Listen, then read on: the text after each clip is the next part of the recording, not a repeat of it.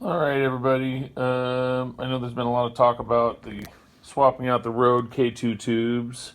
This is the stock tube that was in one of my Rode K2s. I actually own two of these mics.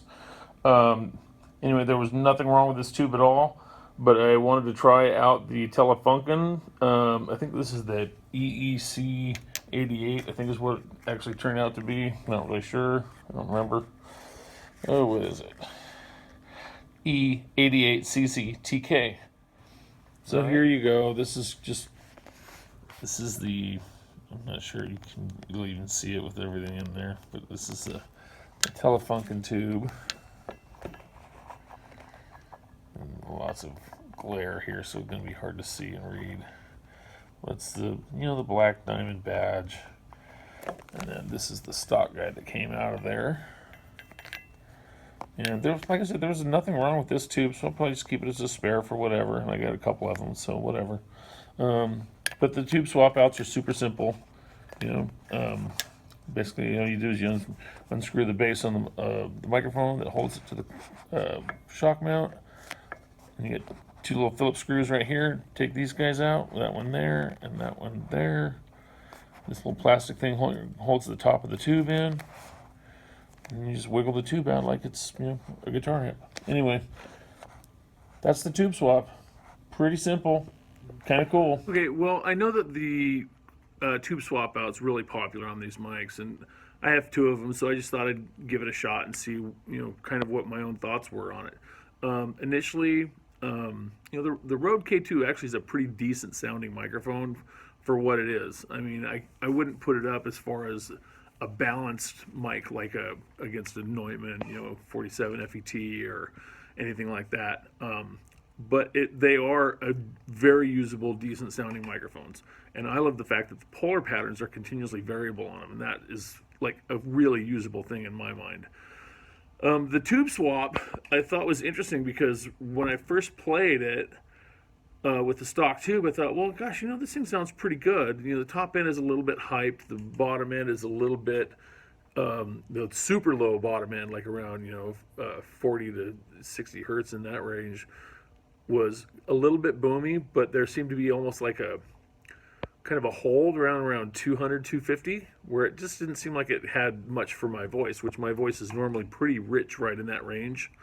But then when I put the stock, or I swapped out the tube and I put the Telefunken tube in, even though that tube is not burned in, it's only been, I think, maybe a couple of hours total from brand new. And the thing I thought was interesting right away is I noticed that the top end was more tame with the Telefunken tube, and probably like around the 3.5K range, roughly up until about 6.3, and it was a little bit more balanced than the stock tube, and the low mids around the 200, 250, which is kind of where like my voice is kind of got a really rich spot right there. Just at least my speaking voice. You don't want to hear me sing. It seemed like it filled it in, so it was really well balanced. So what I'm going to do is I'm going to play this back and let you guys kind of see what you think too. Because first we'll start with the stock tube. Oh, I'm not sure what just happened there. And we'll play the stock tube. This is bypass. This is no channel EQ, no compression, no nothing. This is just, mic preamp, microphone straight into the DAW. And this is on playback. There's nothing. No plugins, no zero, nothing. So here you go. Yo, yo, yo. This is the Rode K2 with a stock tube coming through the Neve mic preamps. No high pass filters, no channel EQ. Straight into the DAW right off of the microphone. My voice is currently about 5 inches away from the microphone, and the HVAC just kicked on. So if the microphone picks that up overhead, then you will be able to hear a low rumbling from the HVAC. Again, ho hee ho ha ho. Test number one. Isn't this a lot of fun? This is the Rode K2 with the stock tube. About with that, maybe you can't. And I'm just kind of shooting this quick and dirty with an iPhone.